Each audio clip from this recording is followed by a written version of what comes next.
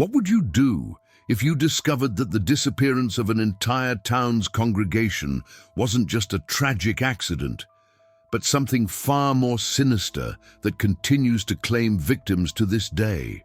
Have you ever noticed how some communities guard their secrets with unnatural devotion, their silence more terrifying than any confession could be? In the harsh winter of 1906, while most of Nebraska lay dormant under a blanket of snow, the small settlement of Hollow Creek became the epicenter of one of the most disturbing cases in the state's history. What began as a search for missing parishioners would uncover a horror so profound that official records were reportedly sealed by federal order until 1973. The events that transpired in Hollow Creek, located approximately 17 miles northeast of Valentine in Cherry County, have been systematically excluded from most historical accounts. Even today, many locals refuse to discuss what has come to be known as the candlelit descent. This investigation pieces together newspaper archives, county records, personal journals, and the few surviving testimonies to illuminate a darkness that has never truly lifted from this corner of the Great Plains. On January 7, 1906, Sheriff Thomas Blackwood responded to a distress call from the neighboring town of Valence. Reverend Michael Grayson, who served parishes in both communities, had failed to arrive for Sunday services. This was unprecedented for the 58-year-old clergyman known for his unwavering commitment to his congregation. "I knew something was terribly wrong," wrote Martha Calloway, church organist at Valence First Methodist, in her journal dated January 8th. Reverend Grayson hadn't missed a service in 17 years, not even when he had pneumonia last winter. He would sooner crawl to the pulpit than leave his flock without guidance. Sheriff Blackwood initially suspected the Reverend had simply been delayed by the recent blizzard. However, upon reaching Hollow Creek, he discovered something far more disturbing. The entire congregation of 37 men, women, and children who had attended the previous night's special Epiphany service had vanished without explanation. The church stood empty, with no signs of struggle, yet personal belongings remained in the pews: gloves, hymnals, a child's wooden toy horse, suggesting an abrupt and unexplained departure. Most unsettling were the candles. According to Blackwood's official report, filed on January 10th, every candle in the church had been removed from its holder. The sheriff noted this detail almost as an afterthought, yet it would prove to be the first thread in unraveling a mystery that defied rational explanation. "The church was cold as a tomb," Blackwood wrote. "Not a single candle remained, though the candelabras were all in place. It struck me as peculiar, but with 30-odd souls missing, I had greater concerns than church furnishings. A search party was hastily assembled, consisting of men from both Valence and the few Hollow Creek residents who had not attended the service. As they combed the surrounding area, tracker Samuel Reed discovered something inexplicable: a trail of partially melted candles leading away from the church, spaced approximately 20 yards apart, each burning despite the bitter cold and wind. "I've been tracking man and beast across these plains for 32 years, Reed later testified to the Cherry County Commission, "but I never seen anything like those candles. They burned with barely a flicker, even when the wind was whipping something fierce. No footprints neither, though the ground was covered in fresh snow. Just them candles, like they was planted by ghosts." The trail led the search party 3 miles northeast of town to the shores of Blackwater Lake, a body of water that had formed only 8 years prior when Henderson Creek was dammed for irrigation purposes. Here, the searchers made their first grim discovery: a single boot belonging to Reverend Grayson, sitting atop the frozen lake as though carefully placed rather than dropped. Beside it, the final candle burned, its flame reflecting off the ice in hypnotic patterns. What happened next has been pieced together from the fragmentary accounts of the survivors, as many of the search party refused to speak of that day until their dying breath. What is known is that Samuel Reed was the first to notice something beneath the ice, something that, by all logical reasoning, should not have been there. God help us, wrote Elias Porter, one of the search party members, in a letter to his sister dated January 15th. Samuel dropped to his knees and began wiping at the ice with his gloved hands. His face went as white as the snow around us. "There's a church down there," he whispered. "A whole damned church under the ice." Impossible as it seemed, the men could clearly discern through the frozen surface the unmistakable outline of a chapel, complete with a steeple, arched windows, and what appeared to be a small cemetery surrounding it. This discovery defied all explanation, as Blackwater Lake had been created less than a decade earlier, and no records indicated any structure had stood on that land prior to the flooding. Sheriff Blackwood immediately sent 2 men back to Valence to fetch dynamite from the railroad construction site. His intention was to break through the ice and investigate the impossible structure below. This decision would prove fatal. Historical records confirm that on the afternoon of January 7th, 1906, an explosion was heard for miles across the Nebraska plains. When reinforcements from Valentine arrived the following day, they found no trace of Sheriff Blackwood or the remaining search party members. Only 3 men returned to Hollow Creek alive: Elias Porter, Frederick Hammond, and William Cook. All 3 provided conflicting accounts of what transpired after the ice was breached. Porter claimed they found nothing but mud and old tree stumps below the ice. Hammond insisted they discovered the chapel exactly as they had seen it, but empty and abandoned. Cook's account, however, was the most disturbing, and the one systematically redacted from official reports. In 1954, historian Margaret Wells located Cook in a sanitarium in Lincoln, where he had resided for over 4 decades. Though elderly and often incoherent, Cook granted Wells a single interview.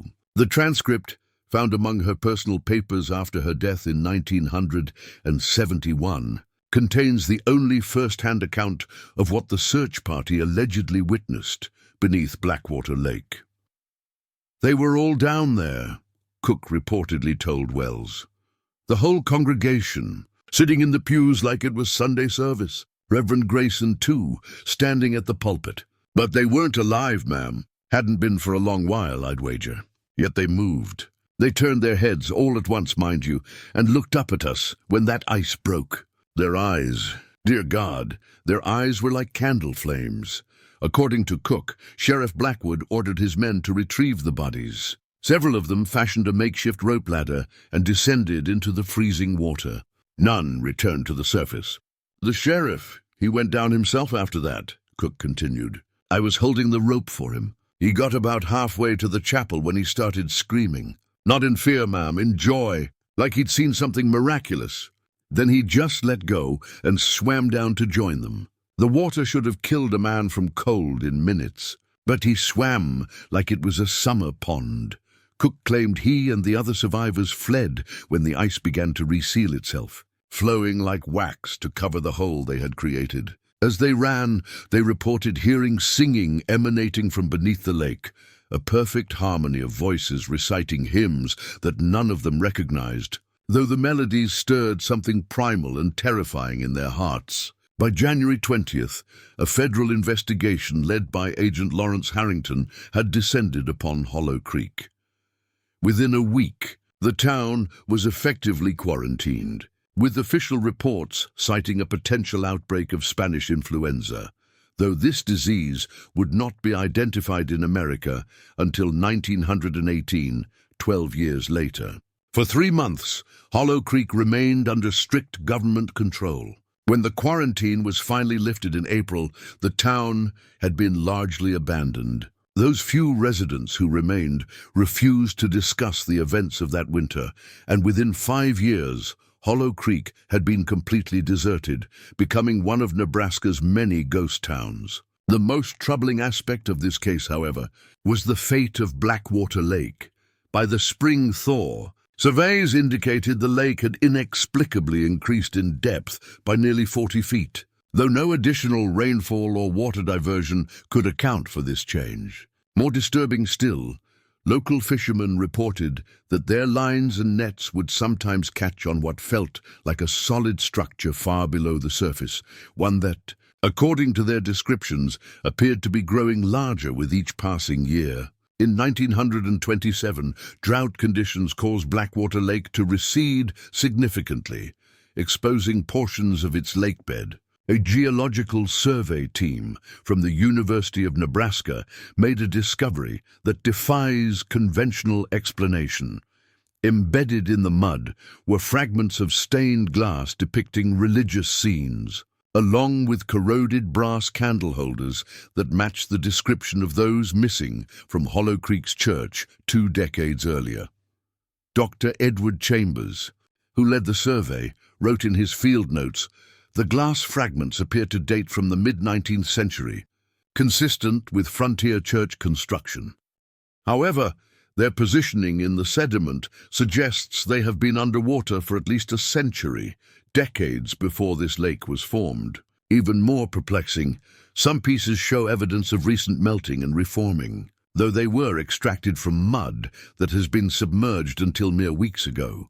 The survey team also discovered numerous footprints preserved in the clay-like mud, all faced toward the center of the lake, where the water remained too deep to explore with the equipment available at that time. Perhaps most chilling was Dr. Chambers' observation that the footprints show no signs of struggling or deviation. Every person walked with singular purpose toward the deepest part of the lake, even those made by children. The Chambers expedition was abruptly terminated when 3 team members vanished while taking depth measurements. Their boat was found drifting empty, with a single notation in the logbook: "Something is rising." For decades, the Blackwater Lake incident remained buried in obscure archives and the fading memories of those who had witnessed its aftermath. Then, in 1958, during the height of the Cold War, the U.S. government suddenly purchased all land surrounding the lake and established a restricted wildlife conservation area. Though no wildlife management activities were ever observed by local residents. In 1963, a series of unexplained seismic events centered on the lake drew the attention of geologists nationwide. Satellite imagery from this period, declassified in 2001, reveals something that official reports described as photographic anomalies, but which clearly show a geometric structure beneath the water's surface, one significantly larger than the chapel described in the original accounts. "Whatever is down there has been growing," wrote Dr. Lillian Montgomery of the U.S. Geological Survey in a classified memo. The structure now encompasses approximately 6 acres beneath the lake's surface, with extensions that appear to be reaching toward shore. Perhaps most disturbing are the reports that began to emerge from surrounding communities in the 1970s. Every 7 years, on the night of January 6th, the Feast of Epiphany, residents reported seeing lights moving across Blackwater Lake. Those who observed the phenomenon described them as resembling a procession of candles, though no individuals carrying them could be discerned. More alarming were the disappearances that coincided with these events. Between 1976 and 1990, 23 people vanished from communities within a 50-mile radius of Blackwater Lake, all on or around January 6th. In each case, investigators found trails of candle wax leading toward the lake, though the search dogs refused to follow these trails, reportedly cowering and whimpering when brought near them. Former Sheriff Robert Hayes of Cherry County, who investigated several of these disappearances, provided testimony to a state commission in 1991. "There's something unnatural about that place. The water is always several degrees colder than any other lake in the region, even in summer. Electronics malfunction along the shoreline, and the sounds, like singing but not quite human, that carry across the water on still nights." Hayes resigned shortly after giving this testimony, reportedly relocating to Arizona and refusing all further contact regarding the Blackwater Lake incidents. In 1997, following the disappearance of a research team from Miskatonic University, who had been granted special permission to conduct sonar mapping of the lakebed, The entire area was permanently sealed by federal authorities. Official records list the cause as environmental contamination, though no details of the nature of this contamination have ever been provided to the public.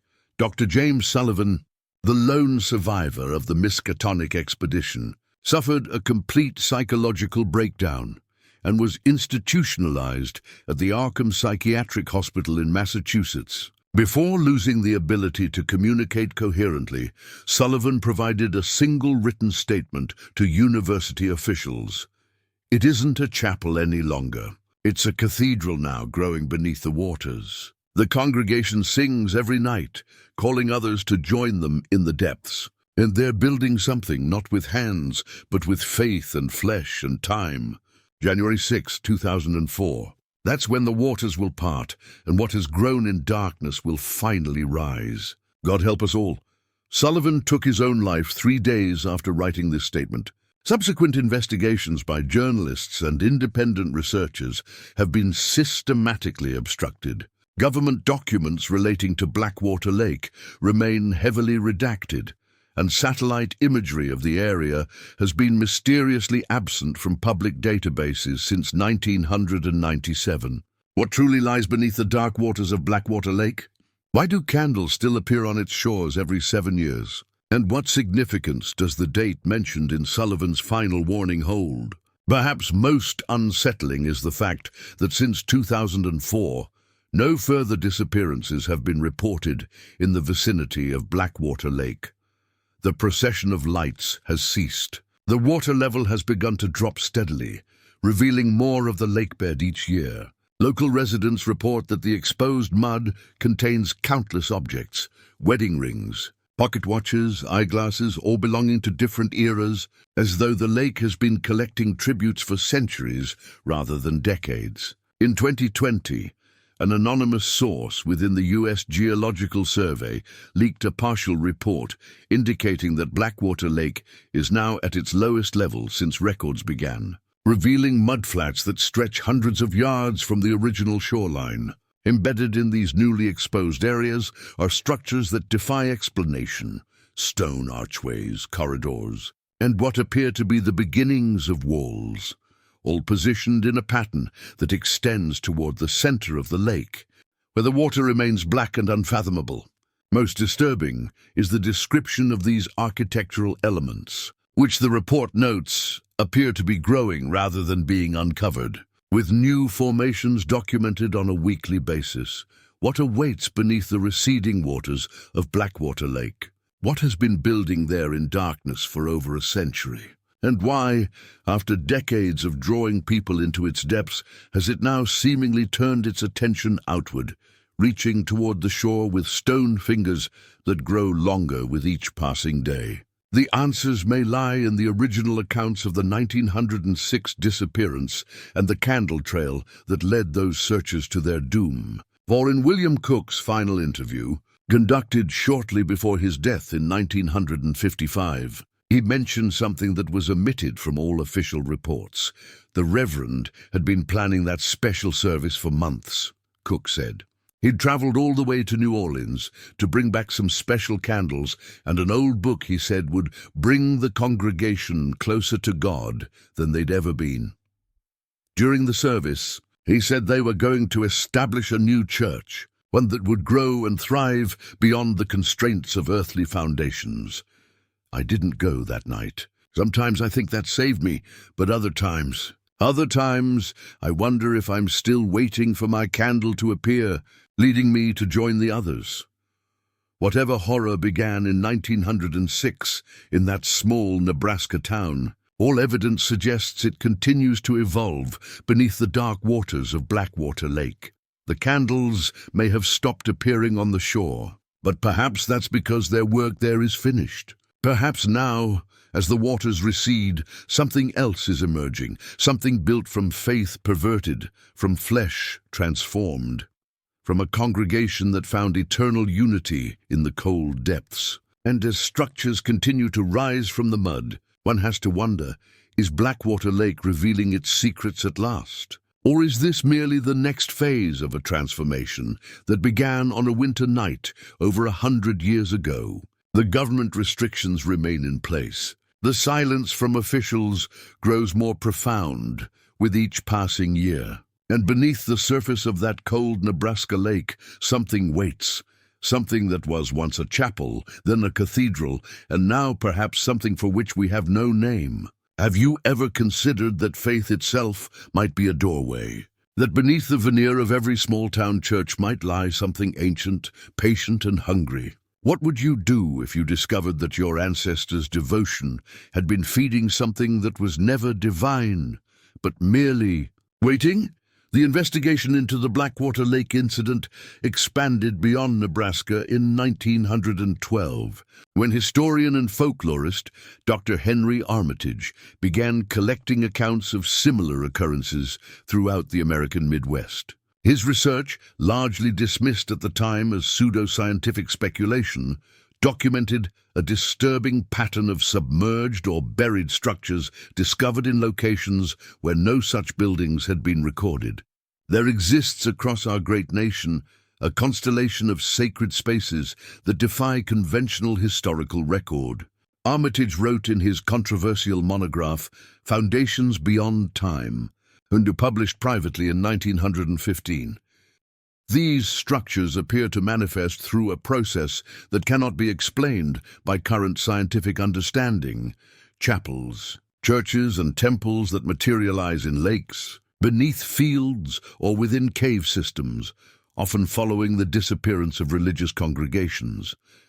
Armitage's work was largely forgotten until 1963, when archaeologist Dr. Eleanor Marsh discovered his papers while researching a series of anomalous findings in southern Missouri. Her subsequent investigation would reveal connections to the Hollow Creek incident that suggested a phenomenon far more widespread and more ancient than anyone had suspected. I believe what we're seeing is not isolated incidents, but a single entity manifesting across multiple locations, Marsh wrote in her field journal. Recovered after her disappearance in 1964. The submerged chapel may be merely one visible aspect of something that exists primarily in dimensions we cannot perceive, an entity that feeds on faith and uses sacred architecture as a kind of digestive system. The links between Hollow Creek and other incidents began with Reverend Michael Grayson himself. County records revealed that before his assignment to Nebraska, Grayson had served parishes in 7 other states, from Louisiana to South Dakota. In 6 of these locations, Marsh documented legends of sunken churches or chapels that walk in the night. More disturbing still, in 3 of these communities, congregations had vanished under mysterious circumstances within a decade of Grayson's departure. The pattern suggests that Grayson was not the cause, but rather an unwitting vector, Marsh theorized. Something was using him to propagate itself across the country, like a fungus spreading spores. This theory gained credibility when Marsh uncovered Grayson's personal journal in the archives of the Valentine Historical Society. The entries, spanning from 1892 to 1906, documented the Reverend's growing obsession with what he called the true church, a concept that became increasingly divorced from Christian theology as the years progressed. God's house is not built by human hands, Grayson wrote in October 1905, 3 months before the Hollow Creek disappearances. The true church exists beneath the foundations of our poor earthly imitations. I've glimpsed it in dreams, a structure vast beyond comprehension, expanding through soil and stone, water and air, growing as faith feeds it. Soon I will lead my flock to its doors. According to Valentine County records, Grayson had ordered extensive renovations to the Hollow Creek Church in the months preceding the incident. These included the installation of a new baptismal font carved from stone that, according to the stonemason's invoice, had been shipped from New Orleans. The invoice described the material as limestone of unusual density and coloration, provided by the client, Professor. Richard Wilmarth of the Geology Department at the University of Nebraska examined fragments of this font, recovered during the 1927 survey of Blackwater Lake's exposed shoreline. His findings, suppressed until 1978, indicated that the stone was not limestone at all, but a material unknown to geological classification, possessing properties that suggest it may not have originated on Earth. Most significant was Wilmarth's observation that the stone fragments appeared to be slowly dissolving when submerged in water, not breaking down, but transforming into a substance that bore disturbing similarities to organic tissue. Under microscopic examination, Wilmarth wrote, the material reveals cellular structures reminiscent of both plant and animal tissue, though belonging to neither. More alarming is its apparent capacity to incorporate nearby organic matter into its own matrix. When placed in a tank with small aquatic organisms, the stone not only attracted these creatures, but somehow absorbed them, leaving no trace beyond a slight increase in its own mass.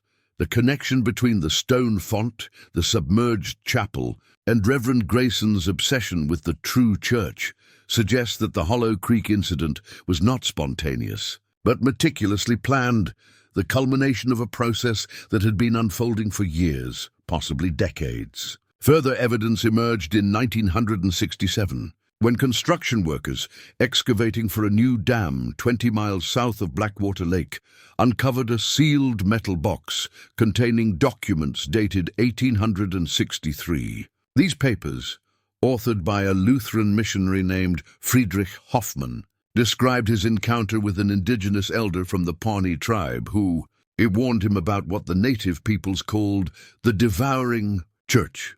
The old man spoke of an entity that comes dressed in the white man's faith, Hoffmann wrote. It creates holy places that consume the faithful, using their belief to feed itself and grow. He showed me ancient cave paintings depicting structures with human figures flowing into them like water. Your churches are perfect homes for it, he told me. Places where people surrender their will to something greater than themselves. Hoffmann's account included a crude map showing locations across Nebraska and neighboring states where this entity had allegedly manifested throughout history. When overlaid with Dr. Marsh's documentation of anomalous sacred structures, the correlation was unmistakable, including a site near present-day Hollow Creek, marked on Hoffmann's map with the notation, "Emerging Again, 1862. This timeline suggests the entity beneath Blackwater Lake had attempted to establish itself in the region once before, over 40 years prior to the 1906 incident. Historical records confirm that a small religious community did exist near that location in the 1860s, but allegedly disbanded after their minister, Reverend Thaddeus Black, was found dead under unusual circumstances. According to a faded article discovered in the archives of the Valentine Chronicle, Black's body was recovered from Henderson Creek in April 1864, described as strangely desiccated, as though all fluids had been extracted, yet without signs of decomposition despite having been submerged for an estimated 2 weeks. Most telling was the presence of peculiar growths inside the Reverend's body cavity structures that the examining physician compared to miniature church columns and arches, formed of a material resembling calcified tissue.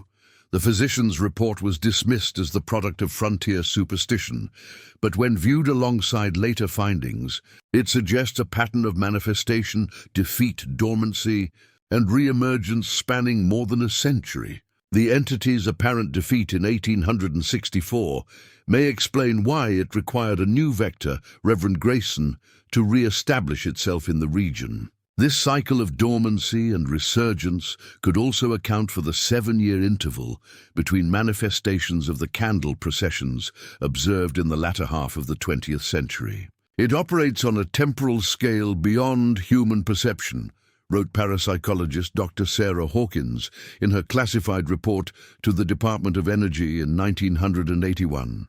What we perceive as separate incidents may be mere moments, in the life cycle of an entity that measures its existence in centuries or millennia. Hawkins was granted limited access to Blackwater Lake in 1980 to conduct non-invasive studies following the disappearance of two federal agents who had been monitoring the site.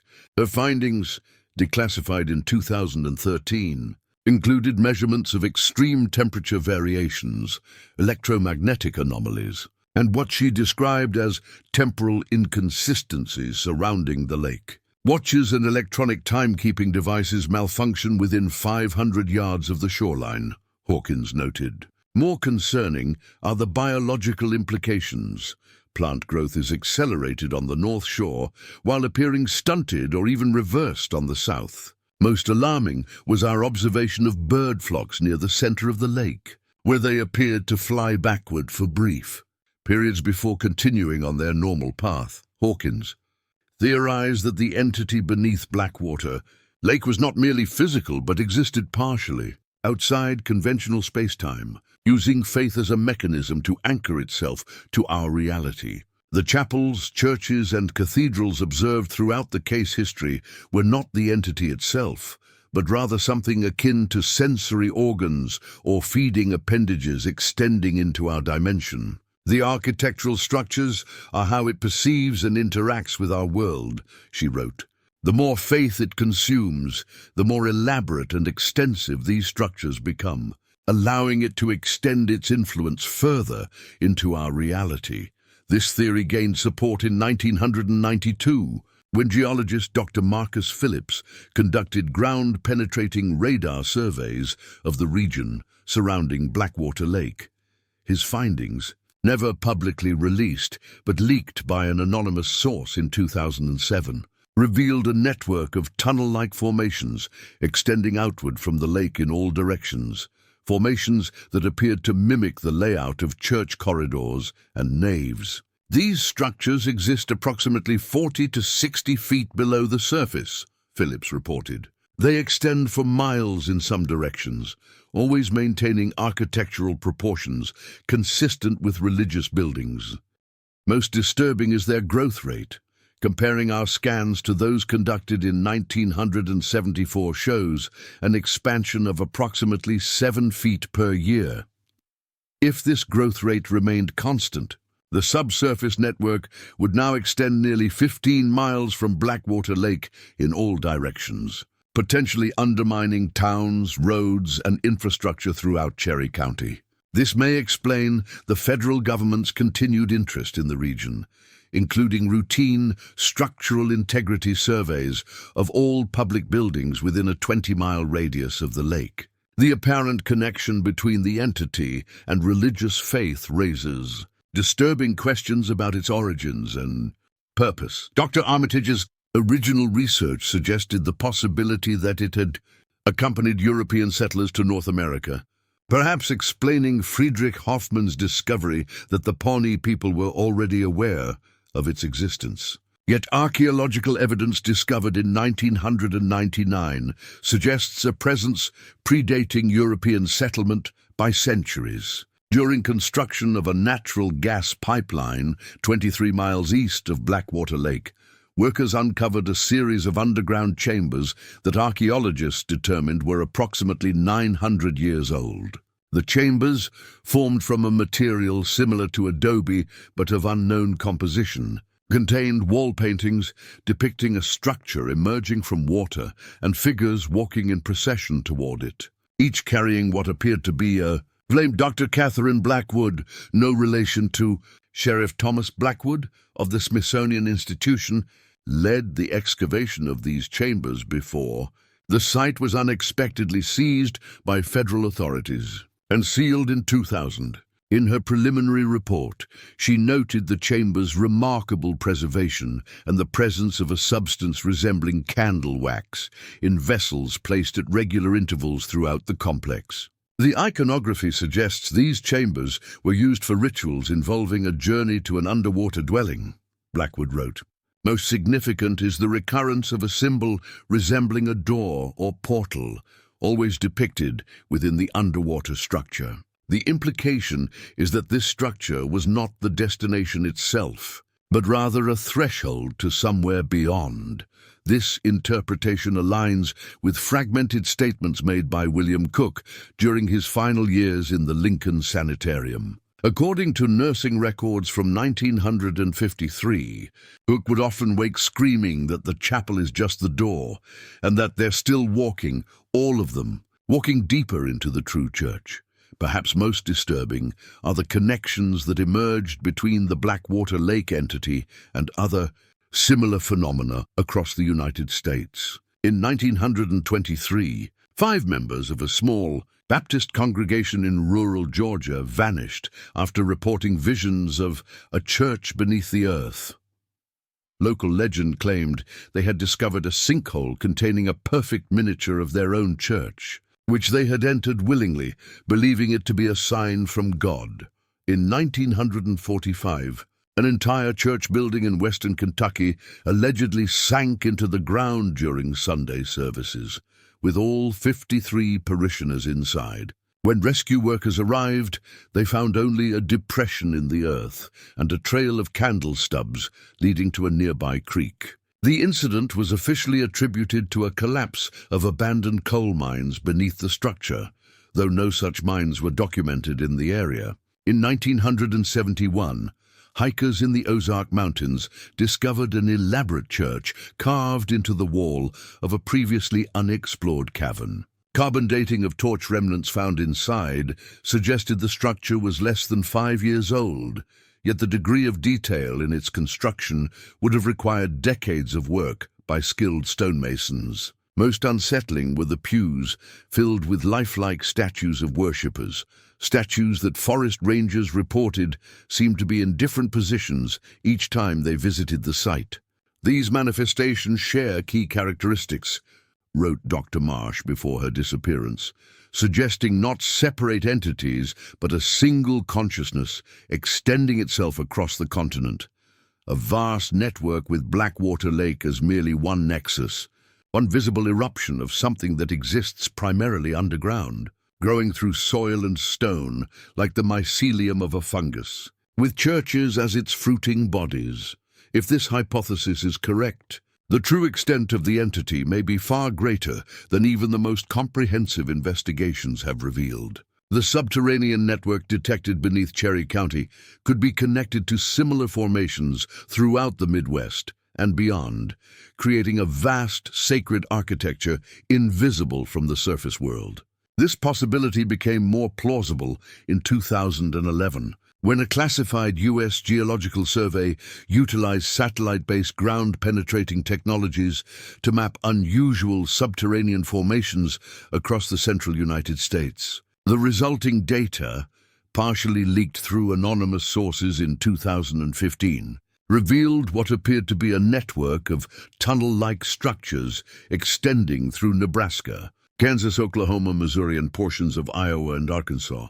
The pattern resembles nothing so much as the floor plan of a colossal cathedral, reported Dr. James Wilkins, one of the geologists who analyzed the data.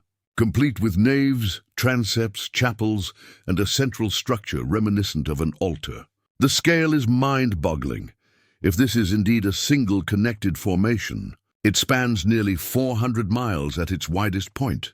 More alarming was Wilkins' observation that certain portions of this subterranean network appeared to be moving, though at rates nearly imperceptible without time-lapse analysis. Comparing scans taken 6 months apart revealed expansions in some areas and contractions in others, as though the entire structure was slowly breathing or pulsating. Shortly after submitting his analysis, Dr. Wilkins took a leave of absence from his position and reportedly relocated to New Zealand. Attempts to contact him for further comment have been unsuccessful, and his former colleagues at the USGS refused to discuss his research. The implications of these findings extend far beyond the original Hollow Creek incident. If the entity beneath Blackwater Lake is merely one manifestation of something that spans multiple states, the disappearances documented over the past century may represent only a fraction of its consumption.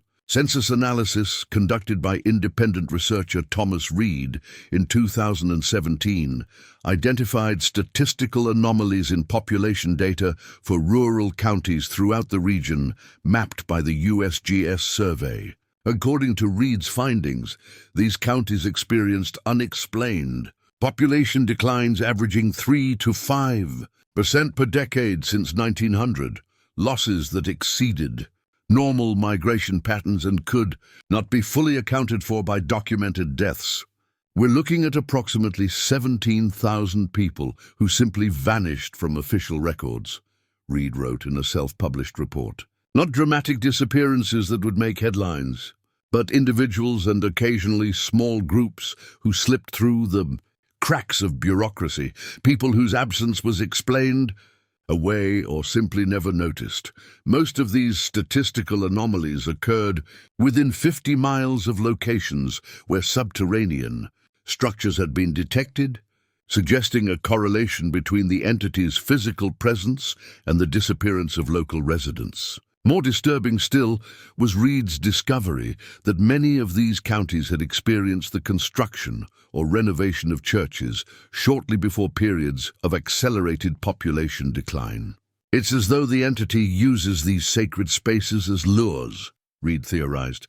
New churches attract congregants, creating concentrations of faith that the entity can then harvest.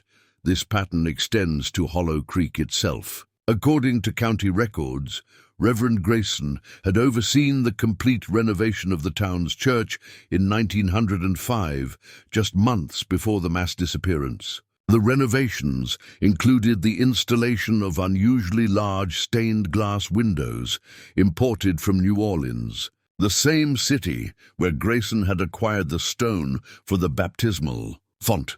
Dr. Eleanor Marsh's investigation in the 1960s uncovered evidence that Grayson had visited New Orleans multiple times between 1902 and 1905, allegedly to consult with a specialist in ecclesiastical architecture named Marcel Delacroix.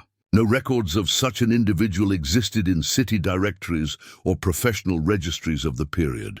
However, Marsh discovered a reference to Monsieur Delacroix in the journal of a French occultist who had visited New Orleans in 1851. The occultist described Delacroix as a man of indeterminate age who claimed to possess architectural plans for what he called La Cathédrale, veritable the true cathedral, a structure that exists simultaneously above and below ground, within and beyond time.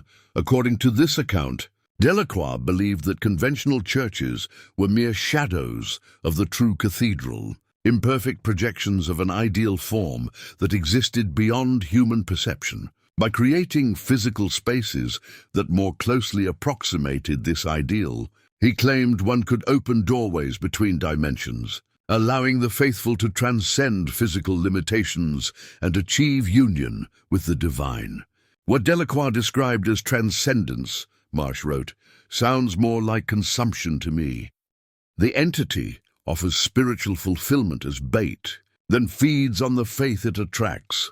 If this interpretation is correct, the entity may be not merely predatory but parasitic, using human religious impulses to sustain and expand itself. The submerged chapel, the underground cathedral network, and the various manifestations documented across the Midwest would represent not just feeding mechanisms, but a kind of reproductive system, each new sacred space potentially becoming a seed for further growth. This hypothesis gained credibility in 2019, when hydrologist Dr. Karen Chen conducted tests on water samples from Blackwater Lake and 7 other bodies of water associated with similar phenomena. Her findings, published in the Journal of Environmental Chemistry shortly before the article was retracted without explanation, documented the presence of an unidentified compound in all 8 samples.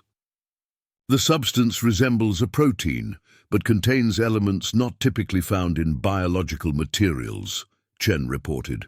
When introduced to laboratory cultures, it demonstrates the ability to alter cellular structures, particularly neural tissues. inducing what can only be described as architectural patterns at the microscopic level. Most alarming was Chen's observation that exposure to religious imagery appeared to accelerate the compound's activity. When cultured cells were maintained in a laboratory containing religious symbols, a cross, a replica of a church window, even a printed image of a cathedral, the architectural reorganization occurred significantly faster than in controlled environments. It's as though the compound responds to the symbolic representation of sacred space, Chen wrote. This suggests a mechanism by which the entity might influence human behavior, not through conventional mind control, but by gradually restructuring neural pathways to create an affinity for sacred architecture and religious ritual. This finding offers a potential explanation for the behavior of those who disappeared at Hollow, Greek and similar locations. Rather than being coerced, they may have been gradually conditioned to seek out the entity, perceiving its manifestations as divine rather than predatory. The testimonies of the few survivors who claim to have resisted this influence describe experiencing powerful visions of architectural perfection, cathedrals of impossible beauty and complexity that inspired overwhelming desire. William Cook reportedly told his nurses that he still dreamed of the perfect church beneath the waters, and sometimes had to be physically restrained to prevent him from leaving the sanitarium in search of bodies of water. "It shows you exactly what you want to see," Elias Porter wrote in his final letter before his suicide in 1937. For the Reverend, it was the true church he'd been seeking his whole life. For others, it was reunion with lost loved ones, or answers to spiritual questions that had tormented them. It knows your deepest yearnings and offers them if you'll just step through that threshold. May God forgive me, but some nights I still want to accept. The entity's apparent ability to tailor its lure to individual psychology suggests an intelligence far beyond predatory instinct. Whether this intelligence is conscious in any human sense remains unknown, but its adaptability and patience imply a sophisticated strategy for sustaining itself across centuries. Perhaps most disturbing is the possibility that the entity's influence extends beyond those who physically encounter its manifestations. Dr. Hawkins' research in the 1980s included interviews with residents of towns near Blackwater Lake, many of whom reported dreams of a grand cathedral where everyone is welcome, and a church service that never ends, where all questions are answered. These dreams typically began after periods of emotional or spiritual crisis, when individuals were most vulnerable to promises of certainty and belonging. Several interviewees admitted to feeling drawn to Blackwater Lake following these dreams, though none could articulate exactly why. The entity appears to be broadcasting on a frequency that resonates with human spiritual longing, Hawkins theorized. Not controlling minds directly, but planting seeds that might eventually lead susceptible individuals to its doorstep. This subtle influence may explain why federal authorities have maintained such tight restrictions around Blackwater Lake and similar locations. The entity's true danger may lie not in dramatic mass disappearances, but in its potential to gradually extend its influence throughout human society, creating a population increasingly drawn to architectural spaces that serve as extensions of itself. In this context, the submerged chapel of Hollow Creek represents not just a historical anomaly, but an ongoing threat, one manifestation of an entity that continues to expand beneath the American heartland, patiently converting faith into physical growth, waiting for conditions that might allow it to fully emerge into our world. As William Cook reportedly told Dr. Margaret Wells in their final interview, the congregation still sings beneath the waters, not because they're forced to, but because they believe. That's the true horror of it all. They went willingly into that chapel, and they stay willingly in what it's becoming. And the song they sing is spreading, note by note, dream by dream, church by church across this land. The questions that remain are as unsettling as the evidence itself. Is the entity beneath Blackwater Lake unique, or are similar beings manifesting in sacred spaces around the world? Is its ultimate goal mere sustenance, or does it serve some larger purpose beyond human comprehension? And perhaps most crucially, as traditional religious participation declines in America, is the entity growing desperate or merely changing tactics? Recent reports from communities surrounding Blackwater Lake suggest the latter. Since 2010, residents have described an increasing frequency of dreams featuring not traditional churches, but other gathering places. Community centers, shopping malls, concert venues, even digital spaces where people connect virtually. It's adapting, wrote anonymous researcher Cassandra in a document circulated on obscure internet forums in 2021. As humanity's concept of sacred space evolves, so too does the entity's manifestation. The church beneath the lake may be just one phase in its development, a cocoon from which something new is preparing to emerge. This evolution may explain the receding waters of Blackwater Lake and the stone structures now visible along its shoreline. The entity may be abandoning its 19th century disguise, preparing to manifest in forms more relevant to contemporary human experience. As Dr. Hawkins wrote in her final report before the Blackwater Lake Research Project was terminated, "Whatever dwells beneath these waters has been patient for centuries, perhaps millennia. It has weathered changes in human civilization before, adapting its lure to match our evolving concept of transcendence." The candle-lit procession to a submerged chapel may seem archaic to modern sensibilities, but the hunger for belonging, for answers, for something greater than ourselves, that remains constant. And as long as that hunger exists, the entity will find ways to feed.